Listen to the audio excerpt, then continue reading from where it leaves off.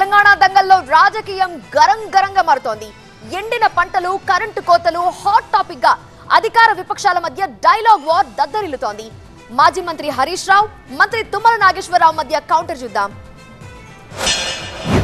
మరి ఇప్పుడు మనం అందరం కలిసి ఈ కాంగ్రెస్ వాళ్ళకి గట్టిగా మనం గుణపాఠం చెప్పాలన్నా వద్దా మీరు ఆలోచన చేయండి. కేసీఆర్ మాట అంటే మాట మీద నిలబడ్డాడు. కాంగ్రెస్ వాళ్ళు ఇచ్చిన ప్రతి మాట తుంగల దొక్కిండ్రు, మోసం చేసిండ్రు. కాంగ్రెస్ వాళ్ళు 4 నెలల కాంగ్రెస్ పాలనలో రైతులను రాసి రంపాన పెట్టిండ్రు.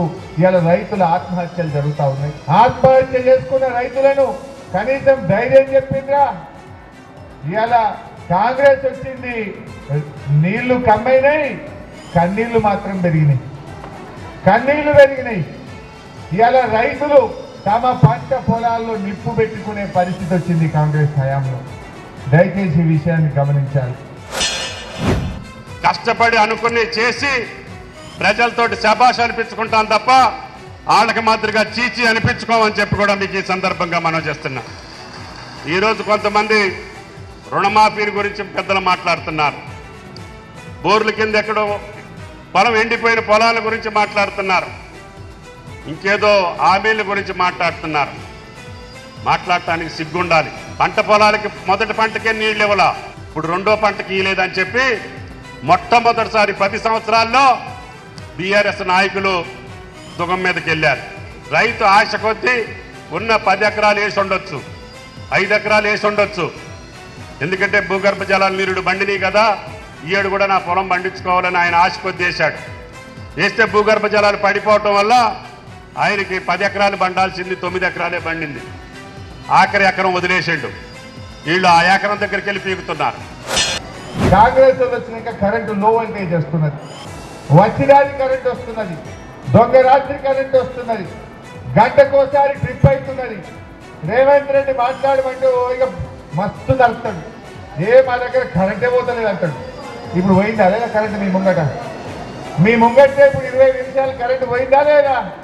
ఫ్యాన్లన్నీ బంద్ అయ్యి నీకు ఉప్పున పోసిందా లేదా? మళ్ళీ కరెంట్ ఆడబోతుంది. బీఆర్ఎస్ వాళ్ళన్నీ అబద్ధాలు చెప్తున్నారు అని టీవీలలో జోరు మాట్లాడతారు. ఇప్పుడు మీరే సాక్ష్యం కదా. పూట కరెంటు పోతుంది, కోతలు మాత్రం ఫుల్ కోతలు రాయిలు వీళ్ళంతా కాంగ్రెస్ వాళ్ళు. కరెంటే పోతలేదంటారు. ఆ రోజుల్లోనన్నా కరెంటు ట్రిప్ అయిందేమో కానీ ఈ రోజుల్లో రోజుకి 50 కోట్లు ఖర్చు పెట్టి ఒక్క నిమిషం కూడా కరెంటు పోకుండా ఇచ్చేటటువంటి ఏకైక ప్రభుత్వం తెలంగాణ ప్రభుత్వం. 100 రోజుల్లో ఇచ్చిన హామీలు అమలు చేయలే.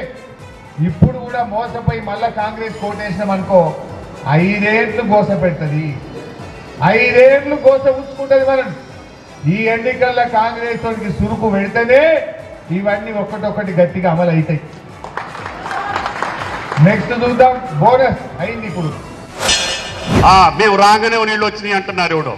మరి పోయిన నెలలోనే రావచ్చుగా వీళ్ళు, అంతకుముందు నెలలో రావచ్చుగా. లేదు డిసెంబర్లోనే మొదటి పంటకి వీళ్ళు నీళ్ళు ఇవ్వచ్చుగా, ఇవ్వలా. అంత చేతగాని పనికిరాని మాటలు ఒక్కటి నిజం లేదు, ఒక్క మాట కూడా నిజం లేదు. 3 నెలల కిందనే ప్రజలు మీకు బుద్ధి చెప్తే లేదు మాకు అది సరిపోలేదు, మాకు పార్లమెంట్లో కూడా ఇంకా పెద్ద బుద్ధి చెప్పాలని అడుగుతున్నారు. మనోళ్ళు అంటున్నారు ఎస్ దానికి కూడా ఖాయమే, నీకు 1-2 కంటే ఎక్కువ రానియం. ఆ 1 కూడా రేపు 6వ తారీఖు మీటింగ్ తోటి నీది క్యాన్సిల్ అని చెప్పదలుచుకున్నారు.